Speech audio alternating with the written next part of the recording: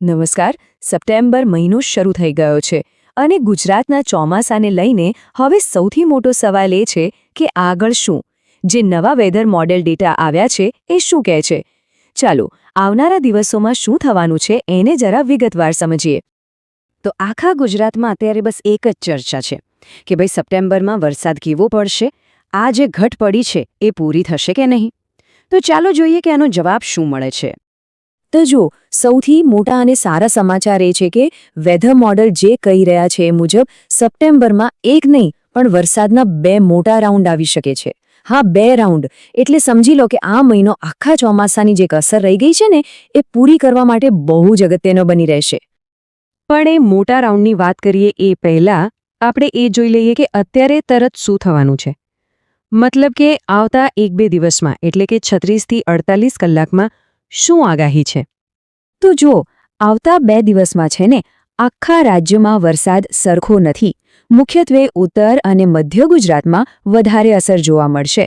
ખાસ કરીને સાબરકાંઠા, અરવલ્લી જેવા વિસ્તારોમાં તો 1 થી 5 ઇંચ જેટલો ભારે વરસાદ પડી શકે છે. એની સામે દક્ષિણ ગુજરાત અને સૌરાષ્ટ્રમાં તો બસ હળવા ઝાપટા જ રહેશે અને કચ્છમાં તો લગભગ કોરું કટ રહે એવું લાગે છે. સારું, તો હવે વાત કરીએ એ મેઇન રાઉન્ડની જેની બધા રાહ જોઈ રહ્યા છે. આ રાઉન્ડ 3 સપ્ટેમ્બરથી શરૂ થશે અને મોડેલ પ્રમાણે આ સૌથી જોરદાર અને લગભગ પાક્કો ગણાઈ રહ્યો છે અને એ ચાલશે લગભગ 9 સપ્ટેમ્બર સુધી. આ રાઉન્ડ કેવી રીતે આગળ વધશે એ સમજવું બહુ જ જરૂરી છે. જુઓ, શરૂઆત થશે 3 અને 4 તારીખે અને એ પણ દક્ષિણ ગુજરાતથી ધીમે ધીમે, પણ અસલી જોર તો દેખાશે 6, 7 અને 8 સપ્ટેમ્બરે. આ 3 દિવસો યાદ રાખજો પીક પર રહેશે. આ દિવસોમાં રાજ્યના મોટા ભાગના વિસ્તારોમાં ભારેથી અતિભારે વરસાદ તૂટી પડશે એવું પાક્કું લાગે છે. તો સવાલ એ છે કે આ વરસાદનો મુખ્ય ફોકસ ક્યાં હશે? તો મોડેલ્સ બિલકુલ ક્લિયર ઇશારો કરી રહ્યા છે દક્ષિણ ગુજરાત અને સૌરાષ્ટ્ર તરફ. અહીંયા સૌથી વધારે જોર જોવા મળી શકે છે. પછી જેમ જેમ સિસ્ટમ આખા રાજ્યમાં ફેલાશે તેમ કચ્છ અને મધ્ય ગુજરાતમાં પણ સારો એવો વરસાદ પડશે. હા, ઉત્તર ગુજરાતમાં કદાચ એની અસર થોડી ઓછી રહે. આ રાઉન્ડ કેટલો ગંભીર હોઈ શકે છે એ સમજવા માટે બસ આટલું જ કાફી છે. હવામાન મોડલ તો ત્યાં સુધી કહી રહ્યા છે કે અમુક વિસ્તારોમાં અતિવૃષ્ટિ એટલે કે પૂર જેવી હાલત પણ થઈ શકે છે. મતલબ કે આ કોઈ સામાન્ય વરસાદનો રાઉન્ડ નથી, એના કરતાં ઘણો વધારે જોરદાર હોઈ શકે છે. અને હા, આ ભારે વરસાદ સાથે એક બીજી પણ ગંભીર વાત જોડાયેલી છે. આખા રાઉન્ડ દરમિયાન ગાજવીજ સાથે વીજળી પડવાના બનાવો બહુ જ વધી શકે છે, એટલે સાવચેત રહેવું ખૂબ જ જરૂરી છે. સારું, તો આ પહેલો રાઉન્ડ પૂરો થાય પછી શું? શું વરસાદ બંધ થઈ જશે?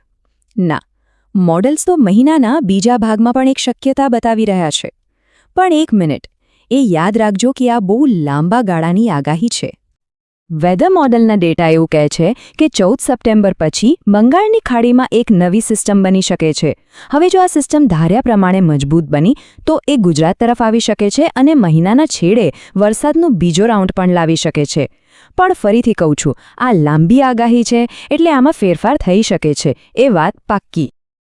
ઓકે, તો આપણને એ તો ખબર પડી ગઈ કે વરસાદ ક્યારે અને ક્યાં પડવાનો છે. પણ મોટો સવાલ એ છે કે આવું થઈ કેમ રહ્યું છે? આટલો બધો વરસાદ આવશે તો એની પાછળ કારણ શું છે? કઈ વેધર સિસ્ટમ્સ આના માટે જવાબદાર છે? ચાલો એનું વિજ્ઞાન સમજીએ. આ સમજવા માટે આપણે 2 શબ્દો પર ધ્યાન આપવું પડશે. પહેલું છે ચોમાસું ટ્રફ. એને તમે ચોમાસાની કરોડરજ્જુ સમજી લો. અને બીજું છે લો પ્રેશર સિસ્ટમ, જે વરસાદ લાવવા માટેનું એન્જિન છે. બસ આ બંને સિસ્ટમ ભેગી થઈને જ ગુજરાતના હવામાન પર અસર કરી રહી છે. હવે જે સૌથી રસપ્રદ વાત છે ને એ છે કે આ 2 સિસ્ટમ એકબીજા સાથે મળીને કેવી રીતે કામ કરશે. જુઓ, અત્યારે ભારતની વચ્ચે એક ચોમાસું ટ્રફ તો ઓલરેડી એક્ટિવ છે જ, પણ હવે જે આવતા 48 કલાકમાં બંગાળની ખાડીમાં નવી લો પ્રેશર સિસ્ટમ બનવાની છે ને એ આ ટ્રફને જાણે કે પેટ્રોલ પૂરું પાડશે. એને જબરદસ્ત તાકાત અને સ્પીડ આવશે. તો સમજી ગયા, આખી ગેમ આ રીતે ચાલે છે. સ્ટેપ 1, બંગાળની ખાડીમાં સિસ્ટમ બને. સ્ટેપ 2, એ સિસ્ટમ ચોમાસું ટ્રફને પાવરફુલ બનાવે. સ્ટેપ 3, આ બંને ભેગા મળીને અરબી સમુદ્રમાંથી ભેજનું આખું વાદળ ખેંચી લે અને ફાઇનલ સ્ટેપ, આ ભેજથી લથબથ સિસ્ટમ ગુજરાત પર આવીને ભારે વરસાદ વરસાવે છે. એકદમ પરફેક્ટ ચેન રિએક્શન જેવું છે આ. તો ચાલો, આટલી બધી વાતમાંથી જે સૌથી અગત્યની બાબતો યાદ રાખવાની છે એને ફટાફટ રિવાઇઝ કરી લઈએ. પહેલું, અત્યારે તરતનો વરસાદ ઉત્તર અને મધ્ય ગુજરાતમાં છે. બીજું, સૌથી મોટો અને મુખ્ય રાઉન્ડ 3 થી 9 સપ્ટેમ્બરનો છે, જેમાં ખાસ ધ્યાન રાખવાનું છે 6, 7 અને 8 તારીખ પર. અને ત્રીજું, મહિનાના છેડે બીજા રાઉન્ડની પણ એક શક્યતા છે, જેની પર નજર રાખવી પડશે. તો આ બધી આગાહીને જોતા અને ખાસ કરીને ભારે વરસાદ અને વીજળી પડવાની ચેતવણીને ધ્યાનમાં રાખતા હવે સૌથી મોટો સવાલ આપણા બધા માટે એ છે કે આવનારા આ વરસાદી રાઉન્ડ માટે ભલે તે ખેડૂતો હોય કે સામાન્ય લોકો, બધાએ કઈ કઈ સાવચેતીઓ રાખવી જોઈએ અને શું તૈયારીઓ કરવી જોઈએ.